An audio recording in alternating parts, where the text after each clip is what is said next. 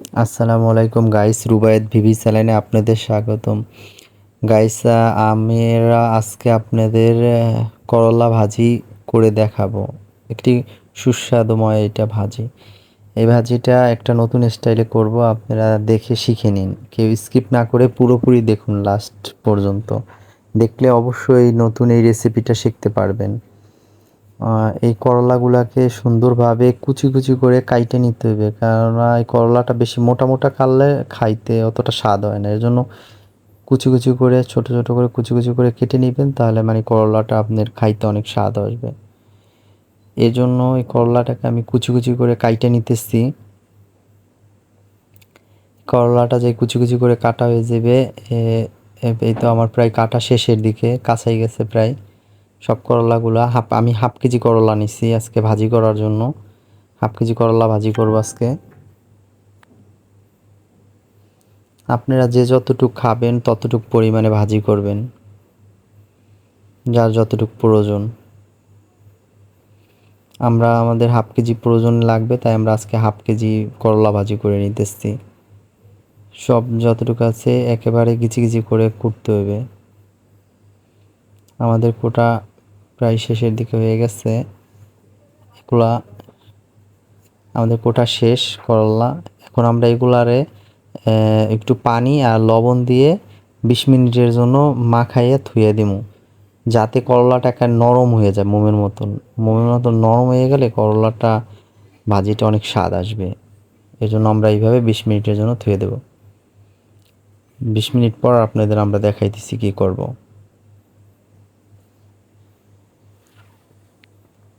20 মিনিটের জন্য থুয়ে দিতেছি।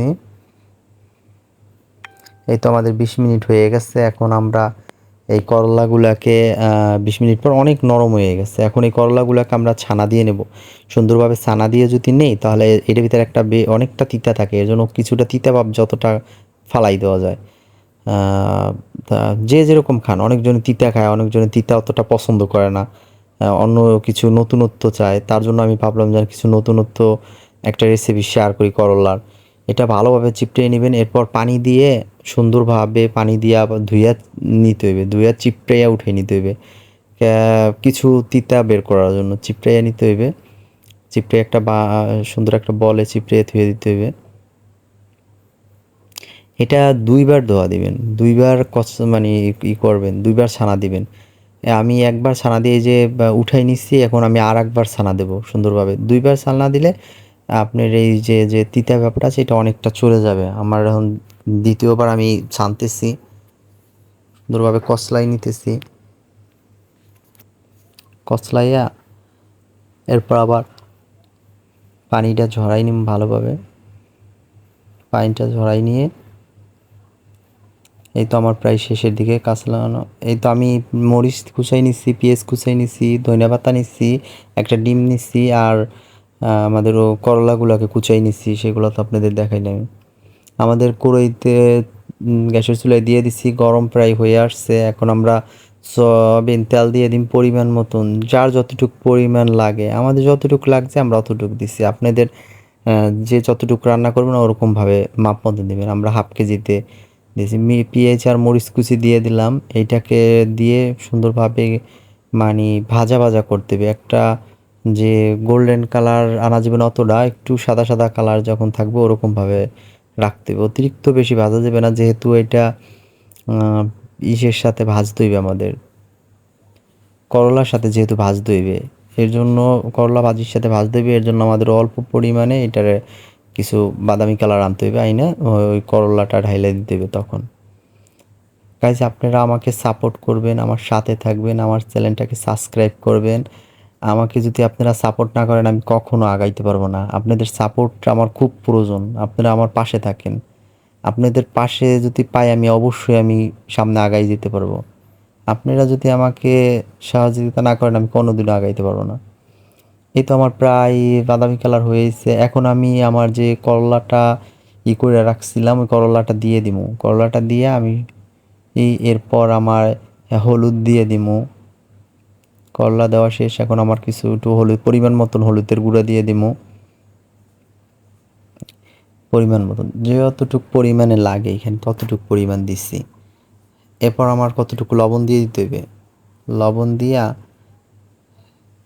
লবণ দিয়ে দিছি পরিমাণ মতন, লবণ দিয়া এরপরে এইটারে সুন্দরভাবে লাড়তে হবে, লাইড়া মানে সব হলুদ লবণ এগুলো সুন্দরভাবে মিক্স করতে হবে, মিক্স কইরা তারপর আবার পরিমাণ মতন কতটুকু পানি দিয়ে দিতে হবে।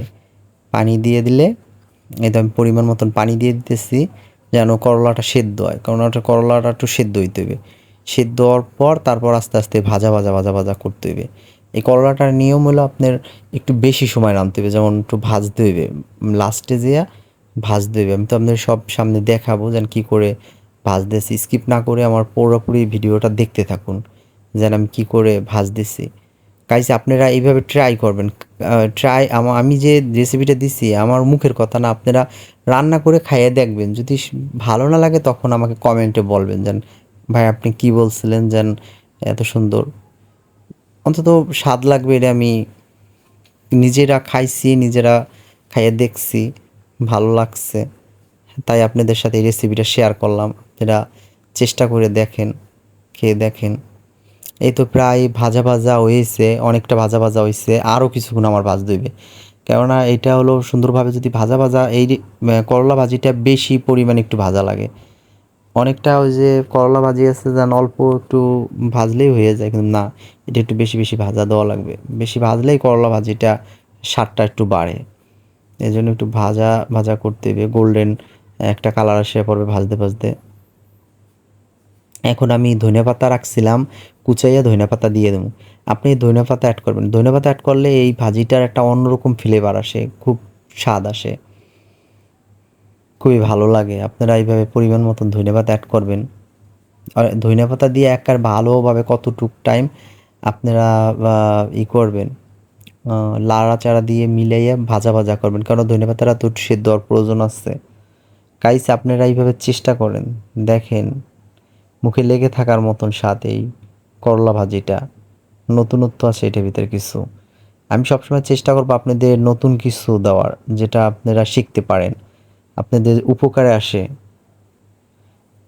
আমার পাশে থাকেন, আমাকে সাপোর্ট করেন আপনারা, আমি আপনাদের নতুন কিছু দেওয়ার চেষ্টা করতে থাকবো। এখন শেষ, এখন আমি একটা ডিম দিয়ে দেবো, ডিমটা উপর দিয়ে চারোপাশে একটা ছড়াই দেবো।